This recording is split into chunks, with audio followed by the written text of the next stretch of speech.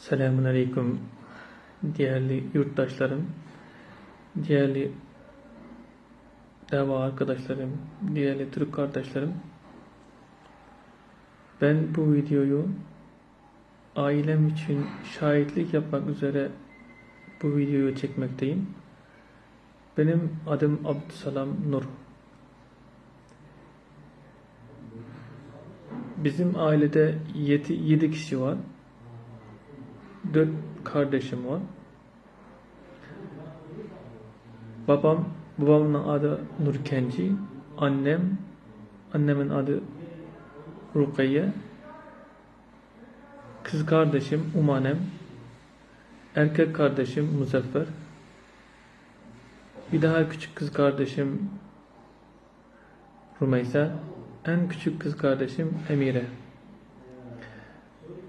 Ben 2013 23 Ekim'de vatanım Doğu Türkistan'dan ayrılarak Türkiye'ye giriş yaptım. Çünkü bizim Doğu Türkistan'da dini yaşam zordu.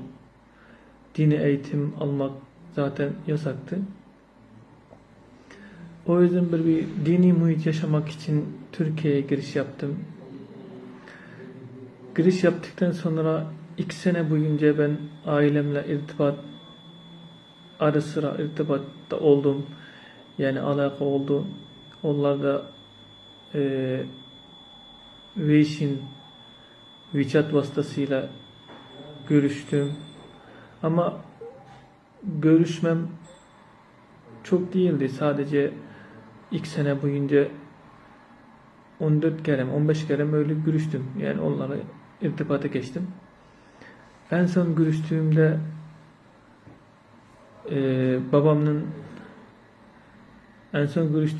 en sonda ben arkadaşlardan duydum. Babamı içeri almışlar, Çin hükümeti. Nedeni neredeyse bir tutkulu neden değil yani.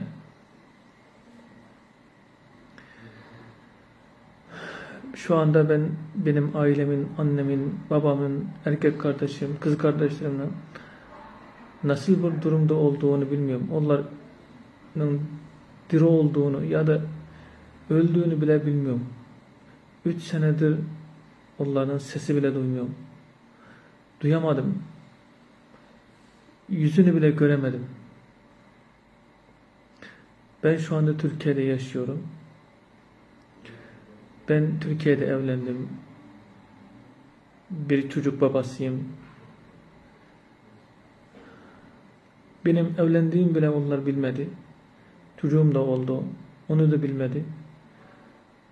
Kendi torununu bile görme şansı olmadı onların. Benim de bu senin torunun oldu diyebilecek bir şansım olmadı. Çin zulmü bizi böyle bir duruma düşürdü. İnsanlık, hayat, yaşam hiç olmadı.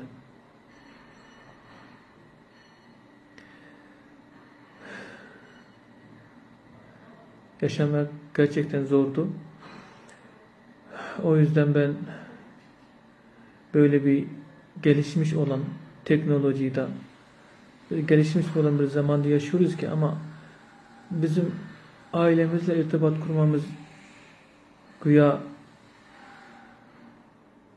acayip zorlaştı. Ben Çin hükümetinden benim annemin, babam, arkadaşlarım, kardeşlerim, teyzelerim, amcalarım onların nasıl durumda olduğunu bana açıklamasını, niye bizim böyle bir duruma bıraktığını, niye bu böyle bir gelişmiş zamanda niye onlarla görüşemeyeceğimi açıklamasını istiyorum. Şu anda Doğu Türkistan'da milyonlarca, 5 milyonlarca insanımız, vatandaşlarımız, kardeşlerimiz, abilerimiz, ablalarımız, kız kardeşlerimiz Çin hükümetinin Nazlı Kampi diye adlandıran kamplara tutulduğunu, oralarda zulüm gördüğünü biliyoruz.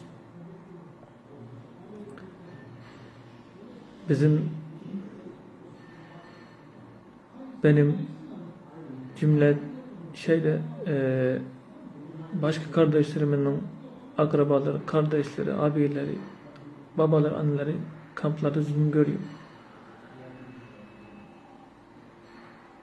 Bu zulümün dünyanın duyması, dünyanın duyarsız kalmaması için ses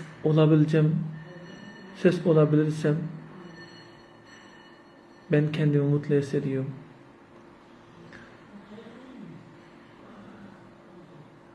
O yüzden ben şu videoyu çekiyorum. Allah bize asallık, kolaylık versin. Teşekkür ederim.